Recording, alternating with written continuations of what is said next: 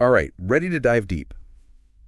Today, we're going exploring into the world of Pisces. Ooh, Pisces. Yeah, we're going to be looking at Sipigo el Texto. Trying to figure out, like, what makes them tick, their psychology, their behavior. I love that book. Oh, it's so good. And you know what's really fascinating about Pisces? What's that?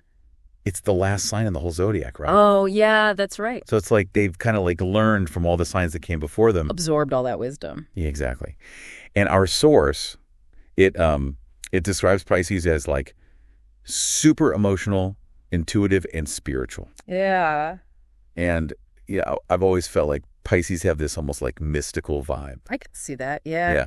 So we're going to look at all that, their sensitivity, how imaginative they are, that incredible intuition that they're known for. That's right. And of course, we'll see how all of this plays out in their relationships, their friendships, even work. Sound good. Sounds like a plan. Awesome. So I think where we should start is with, their ruling planet, Neptune. Okay. Because Neptune is all about like dreams and illusions, spirituality, right? Because it blurs those lines between what's real and what's fantasy. Exactly. And that's why Pisces are so creative, right? Mm-hmm. Always in that inner world. Exactly. Yeah. And our source describes them as like the most sensitive, the most empathetic sign. Like they have a radar for emotions. I think that's a great way to put it.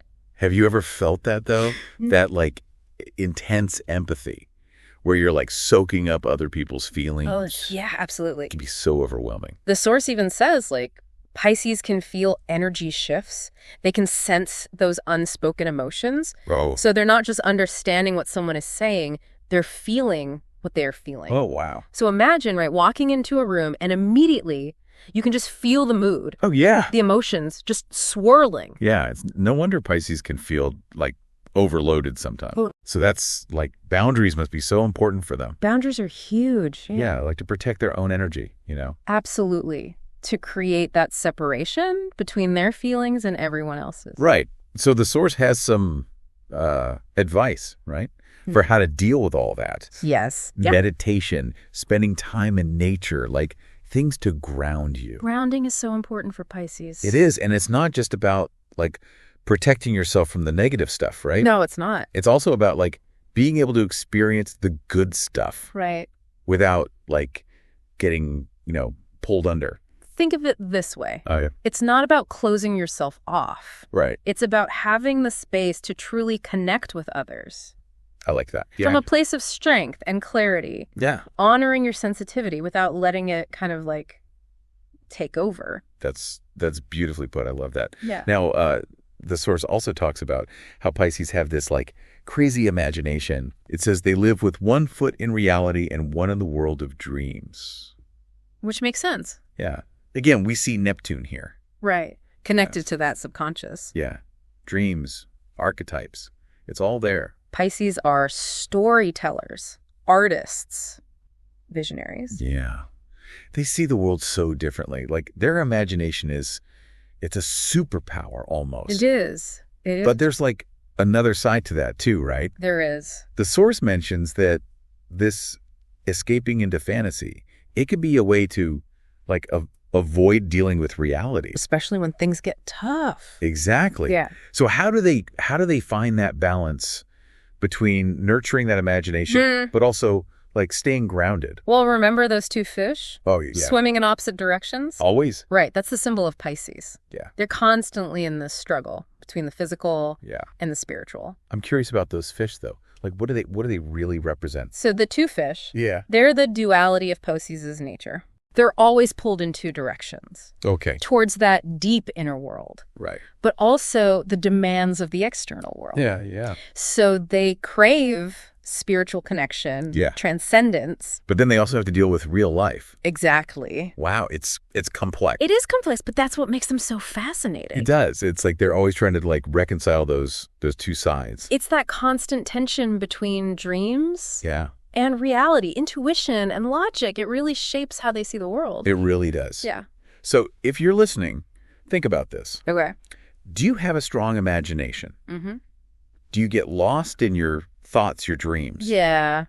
Do you find it hard to balance your inner world Right. with like daily life? Yeah.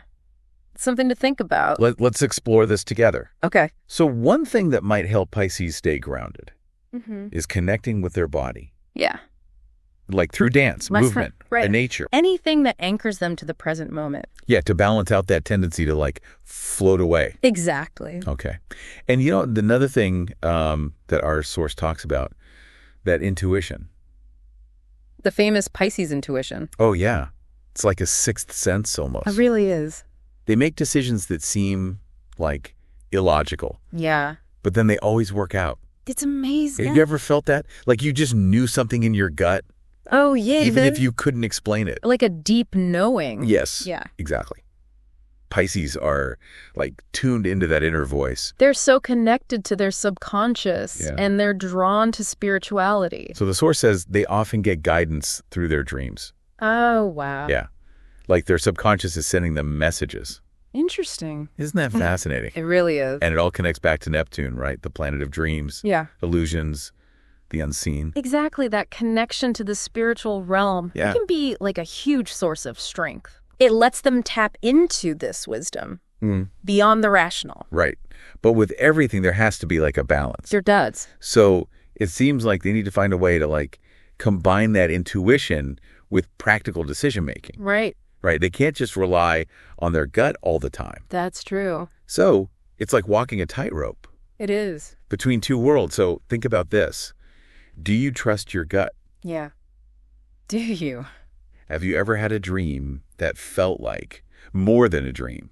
Like it was, like trying to tell you something. I'd love to hear people's thoughts on that. Me too. Me too. I think the key is listening to that inner voice Yeah. without judging it. Just being open to those messages, Yeah. whether they come through dreams Mhm. or just that feeling in your gut. Yeah. Just having that space for it. Yeah. And then the courage to like actually follow it. Even if it doesn't make sense logically. Even if it doesn't make sense. Exactly. This is making me think like this deep dive into Pisces, it's relevant to everyone, you know? It's not just for Pisces. Yeah.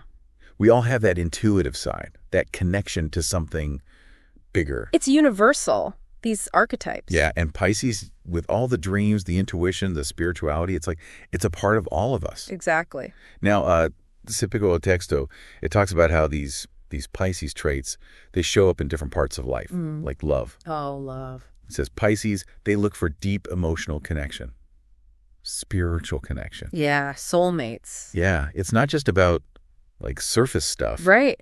It's deeper. It's about really understanding each other.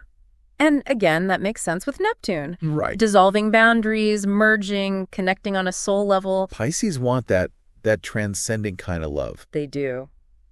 But I can see how that could be tricky, They right? can. In relationships. Yeah. Like if you're always looking for that ideal connection, Right. you might miss red flags Absolutely. You could stay in unhealthy situations. longer than you should. Yeah. The source even says Pisces can kind of idealize their partners. Oh, yeah. See them through those rose-colored glasses. Putting them on a pedestal. Exactly. So what's the advice then? For Pisces in love, how do they balance wanting that deep connection with, protecting themselves? Well, they need to be able to tell the difference Okay. between like real compatibility Yeah. and just what they wish was true. Ah. Pisces, they have to think critically, see their partners for who they truly are, See the flaws and all. flaws and all. That's good advice for everyone though, right? Oh, yeah. It's so easy to like get swept up in a new relationship It is. and miss those little signs. Totally. But taking your time, Yeah. really getting to know someone, Mm-hmm. it can prevent a lot of heartache. It really can. And for Pisces, they're so sensitive. So was They sense. really have to pay attention to those feelings. Your intuition. Yeah, if something feels off, It probably is. Don't ignore those red flags. trust your gut. Trust your gut. Yeah. So think about your own relationships. Okay. Do you fall head over heels, like right away? Mm-hmm. Do you see your partners as like perfect? Yeah. Maybe you stay in relationships hoping they'll change. It happens. See if you can learn from Pisces, I think so. What about friends? Oh, Pisces is friends. Sip Pickle Texto talks about that too. They're the best. I bet they are. They're probably like super loyal, supportive. Oh, incredibly. They value that deep connection, remember? Oh, right. In all their relationships. Yeah, and that empathy Yeah. makes them amazing listeners. It's like they just get it. They do. They validate your feelings. There's like the therapists of the friend group. Absolutely. Always there to listen. But that could be like a lot. It can be. Remember, double-edged sword. Right. They can get like overwhelmed. Overwhelmed, yeah, by other people's emotions. Especially if they don't have good boundaries.